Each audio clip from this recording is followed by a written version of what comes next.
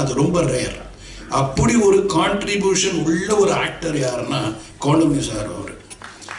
அதில் நீங்கள் பர்டிகுலராக நிறைய படம் நான் சொல்லணும்னா, ஒன்று நடிகன் அந்த பிரியாணி சீனை எடுக்கவே முடியலங்க, எடுக்கவே முடியல. சிரிச்சுக்கிட்டே இருக்கு, எங்க கட் சொல்றது தெரியல, சிரிச்சு நான் மேக்சிமம் இவங்களுக்கு வந்து ஒரே பிளாக்ல வச்சுட்டு திருப்பி க்ளோஸ்னு கட் பண்ணி திருப்பி அந்த டைலாக் எடுக்க பயமா இருக்கும். ஏன்னா அந்த மாதிரி ஒரு காமெடி எத்தனை தடவை எடுத்தாலும் சிரிப்பாங்க.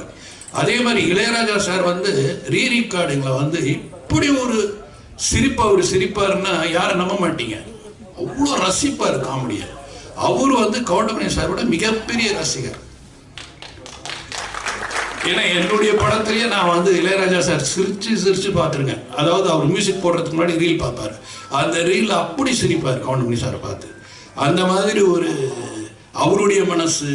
சிவாஜி சார் நமக்கெல்லாம் ரொம்ப பாக்கியம்டா, இந்த மாதிரி நடிகலாம். நம்ம அவர் யாரோடலாம் நடிச்சிருக்காரு, நாகேஷ் சாரோட, சந்திரபாபோட, எல்லாரோடையும் நடித்தவர். அவர் வந்து இந்த அவருடைய ஜென்ரேஷனில் இந்த ரெண்டாவது அவருடைய மகன் பிரபு, அவரோட நடிக்கக்கூடிய ஒரு நடிகரை பார்க்கும் பொழுது கவுண்டமணி அருமையாக பண்ணுறாரியா, அருமையான காமெடியா. ஸோ மிகப்பெரிய நடிகர்களுக்கு எல்லாருமே வந்து கவுண்டமணி அவர்கள் வந்து ரசிகர், அவங்க ரசிகர்கள், அவங்களுக்கே ரசிகர்.